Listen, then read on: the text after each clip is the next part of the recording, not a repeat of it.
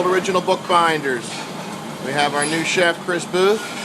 And Chris is going to be making Bookbinders escargot. All right, Chris. I'm going to be narrating. You're going to take it from here, please. All right. Please, yes, he's going to take it from here. We start the escargot with a little blended olive oil. That's canola and extra virgin olive oil. A nice hot oil. Our twist on the traditional escargot, we use a little button mushroom to start that, and it's a huge mushroom, silverdala mushroom. Go ahead.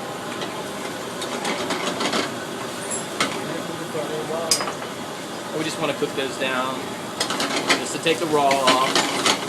And so they shrink and fit the escargot. Yeah, exactly.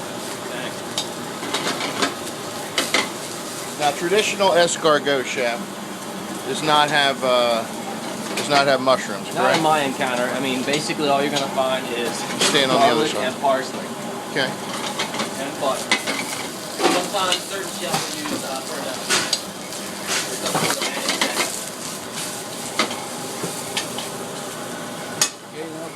Now the escargot we use are good quality.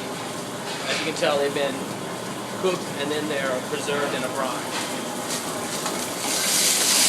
We use 9 just because that's our portion for the broth that we have. It is a good seller here. Very simple.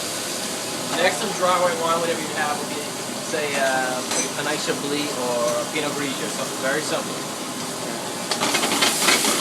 With that. That's what finish the cook of the mushroom. And what is that, chef? That was a nice dry white wine. So you put dry white wine in there. Correct. And we finish with our garlic butter. That's Josue's secret recipe, but he probably divulged that for you if need be. So this whole thing, what, takes 4 minutes to cook? 3 Not minutes? even. He's pacing himself right now. On a busy night, we'll get this out to you in about 1 minute, 30 seconds, minute and a half. Yes. All right. Well, what we're waiting for the wine to cook down. Now we have to put it very bottom. Okay. So now we have our crock on the inside of it. And we keep these crocks. Yeah, blazing hot. We keep these crocks in the oven. They have a little bit of patina on them just because they've been around here for a little while. They got come plenty of good straight luck. out of the oven. And so what we do to finish is put the butter into the liquid. Let's juice it up, buddy. And that essentially makes the sauce. It's a classic technique for any sauce. We finish with the butter. The butter will blend, emulsify. And that's the form of our garlic, which is different. Garlic is classic, like I said, with escargot. And we put in the garlic in with our butter, and that's how we finish.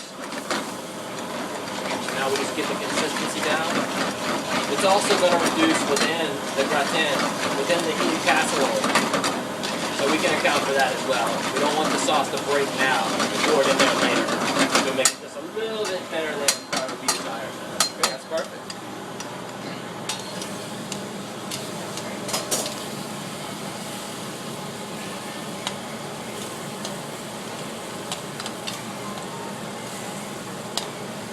Put the pan on the other side so we can see it pour in.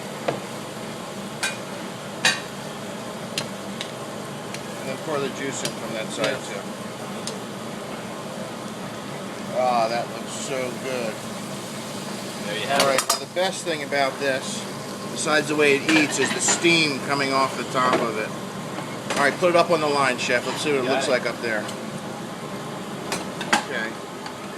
All right, that looks fantastic. All right, now we're going to take this in the back and give it a try.